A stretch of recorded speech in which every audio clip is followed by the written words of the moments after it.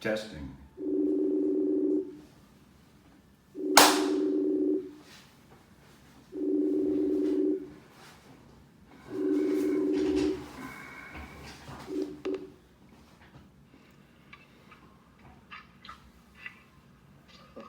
Okay, sir. You hear me well? Yeah, you sound very good. Sitting in my garden. Perfectly fine. Perfectly fine. This is the Sam Bell Show, and it's dedicated to enhancing consciousness and focusing on the most underutilized resource on the planet, women. And a young lady contacted me, and later she became a field reporter for the show. And for years she was seeking a special person, and the special person is here. And I wanted to ask him, first, what happened?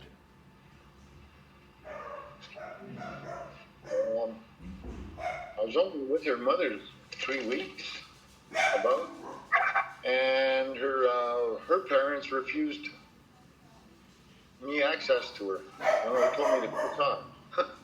And I tried numerous times after that to get hold of her mother, and they sent her away from me. They sent her to Quebec, and I lived in Toronto, and I was livid. But I had no idea. I had no idea of any kind that she was pregnant. She didn't either. Years and years later, here I am, finding this out, Wow. Yes, okay, so I have 4 identified questions, which I spoke to you maybe a half hour or so earlier for the first time, and you're so gracious. And your name is Percy, and your daughter's name is Melissa. So, first question is, when you got this phone call, totally out of the blue, what happened in your mind and what happened in your heart? What were you thinking and what did you feel? I was suspicious.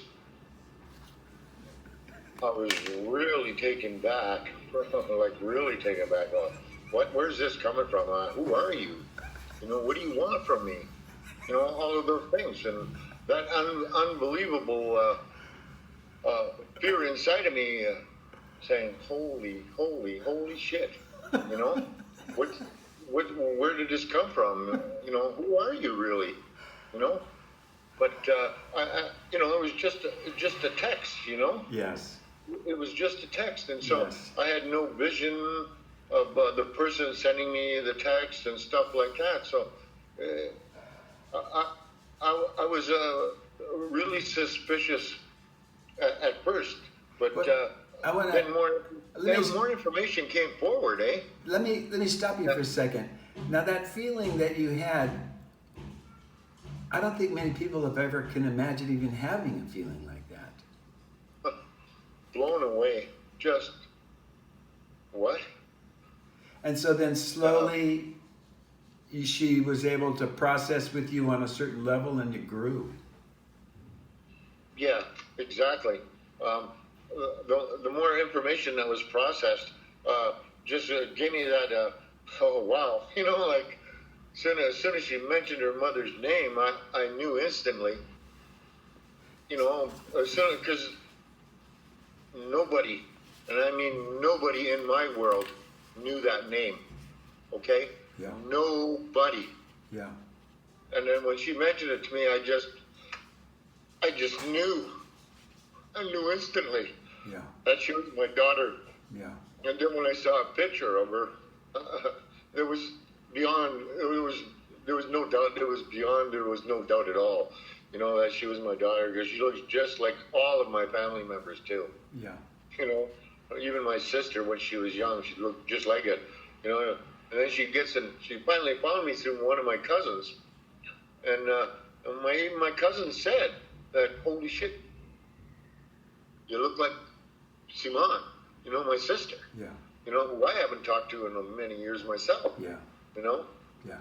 And I was just, whew, I was so happy too, Yeah. and scared, Yeah. because of this. Hey, catch your breath here. Catch your Yeah. breath. I got 4 questions, pal. That's just the first question. So the question was, when you got this call from Melissa, what happened in your mind? So in your mind, you thought, holy, all the bad words, and this is not going to be good. And then what happened in your heart? And now you're talking, that's different, your mind and your heart. It's different. Absolutely, they're totally different. And then, but then I had that warm feeling of knowing that it was real also, and I had that feeling that it was real from the very start, because I'd always known there was. Wait till I ask the question, bro. You're too just loving. Come on now. You're still a rose here. And then the second part was, what were you thinking, and what did you feel? And that's what you just described. You exactly described that there's 2 separate things, and I think each of us live that way. And the closer we live to our heart, the faster we learn our lessons. Okay, second question, big fella. When she first hugged you, what did you think and what did you feel? Well, I was out walking my dogs, and I walked into the house, and there was Melissa standing there, and there was no hesitation about us just hugging and crying and holding each other. And I knew, I just felt that sense of, this is real. This is so beautiful. This is so unbelievably hard, but it was real. That warmth, I felt that just tingling all over. Was there any suspicions? No, there wasn't any, because I just knew. I just felt that, like it was just, we just looked at each other after that and just couldn't stop looking at each other, because we knew. Was there lots of questions? No, because there wasn't any to answer. No. Because I had no idea. No. And if I'd have known, I'd have been looking myself. Yeah. Believe me. Yeah. Because I played the gypsy all my life. Yeah. I played the gypsy all my life. I would have settled down. Yeah.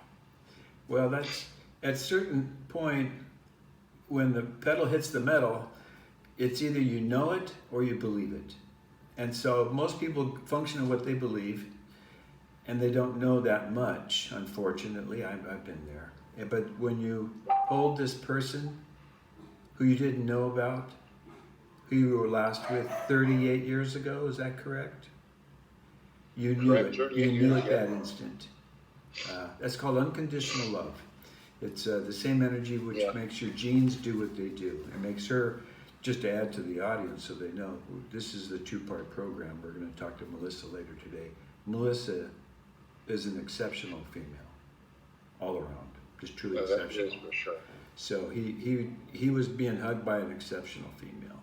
It was just truly awesome. Okay, next thing, so I understand how you feel and what you thought. Next one is, how did your life change after holding her in your arms and being kissed by a bunch of strangers who have always loved you? That was unbelievable. That was the strangest thing I'd ever felt in my life. Because I have always been the odd person out of family stuff, eh? Yeah. And I've never had a family truly of my own. And so the dynamics changed a big time in my house, because, my life partner, she has a daughter and we have a grandson. Yeah. And I never felt, every time I go to their house, nobody talks to me, Mm-hmm. And then, and so it was strange that somebody was talking to me finally and holding me and loving me, just because of me, not because we're related, it's because of me. Yeah. They love me. It's because the void was there. You always had the Yeah. empty place, and the only thing that would fill that would be her unconditional love and your unconditional love that both resonated on the same frequency. And she zoned in on you because she did not give up. Yeah. Well, the other part about the dynamics was that my wife finally felt the way I felt all these years too, because as you know, Melissa speaks French. Yes. And my wife doesn't speak French at all. Mm-hmm. And so we had all the grandkids here, and everybody spoke French. So it was a Pictionary for her to play. Mm-hmm. And so she kind of understood how I felt myself too after that, Mm-hmm. because she says, "Holy shit, is what's been going on with you?" I said, "Yes, honey." I says, "Nobody talks to me either. Yeah. When I go to your place, to your family dinners and stuff, nobody chats to me. I'm just the odd person in the room." And I says, and now that dynamic got broken open, and now we all speak together. We video chat all the time now, and and it's made my life just so beyond how I could really express it inside, because it comes from inside. It's not outside. Everything outside is really good, but my insides weren't good, and now they're feeling pretty damn good. I'll tell you that, because of my unconditional love and the understanding that this search has been going on for 30-some years. And we gave this princess what she wanted all her life. She wanted her father, and I wanted to be there too, but I am so proud that she struggled and she survived. She's not a survivor. She's a damn warrior. Got that. Because she hasn't given up. She never gave up her fight, so she was no survivor. She's a warrior.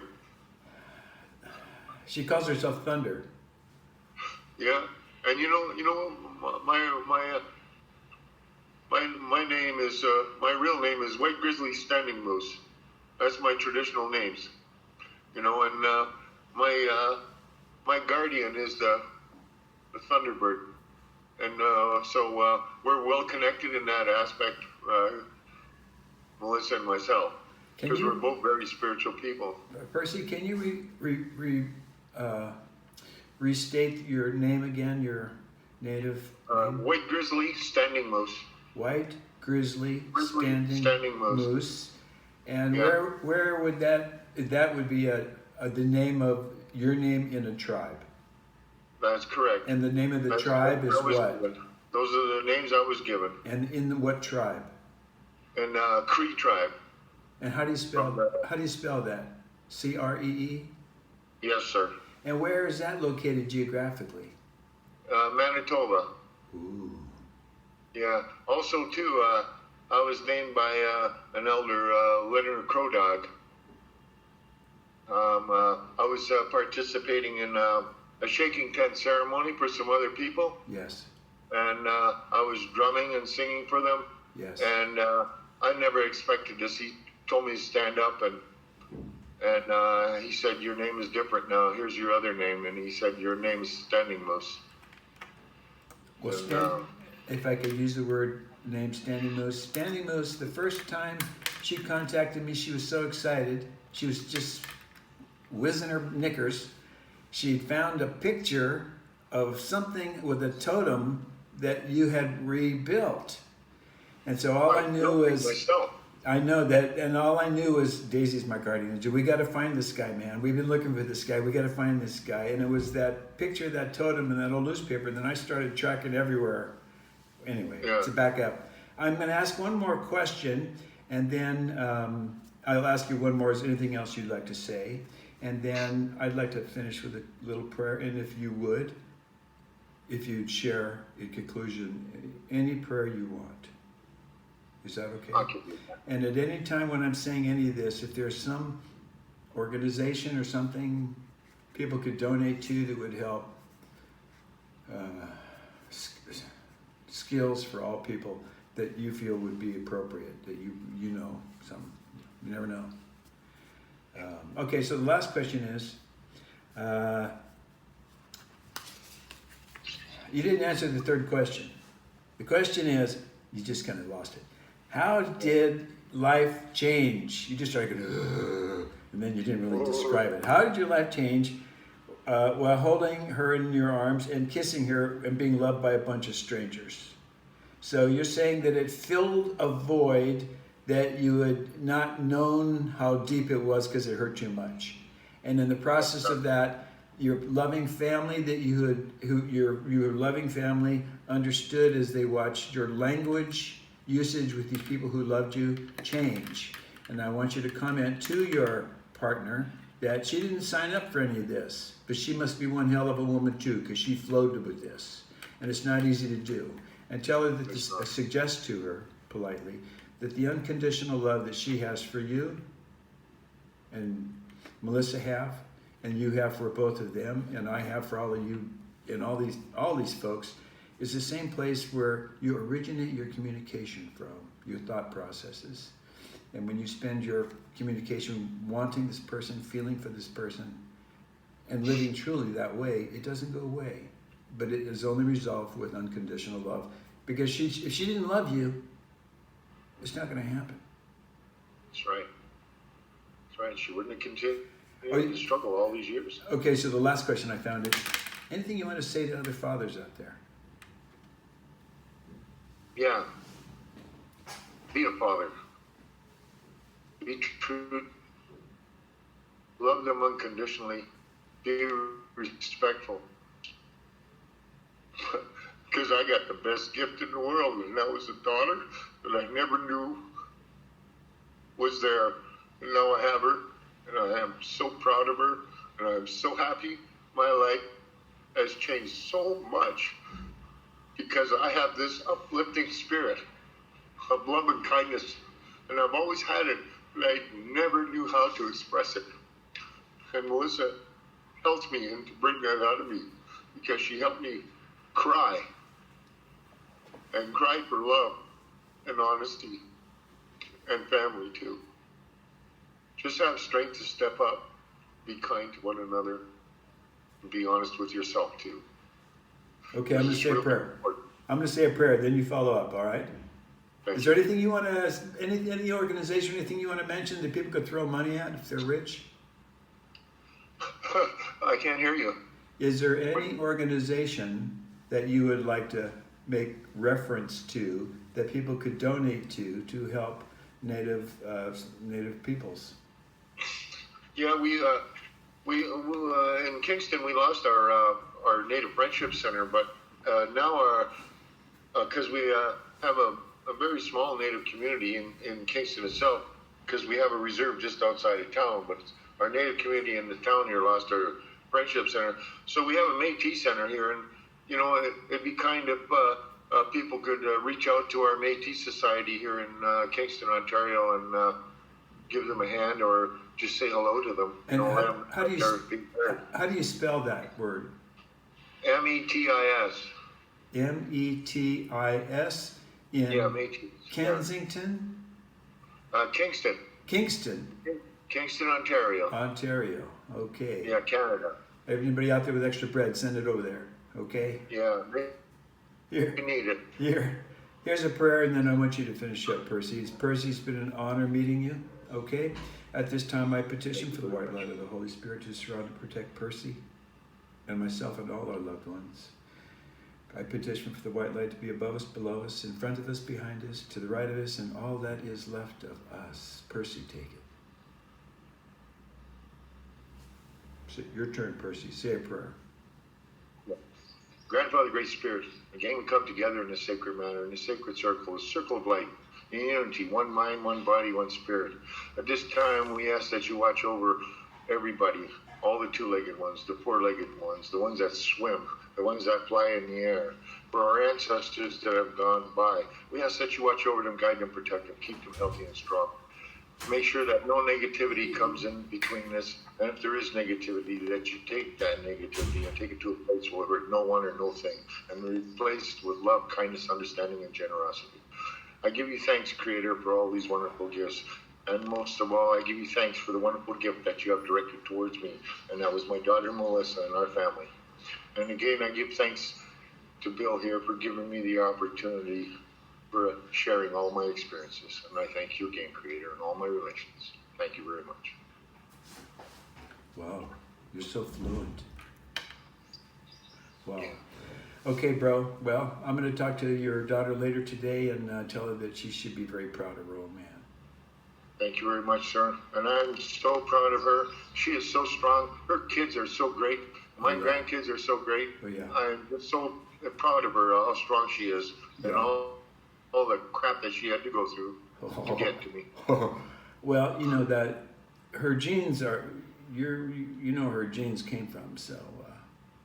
Yeah. Okay. Take care, Percy. I'll let you go. They're not a size 38 anymore. Okay. Have a good day. Bye-bye. Bye-bye. Wow. Whew. Baby. Ooh, doggies.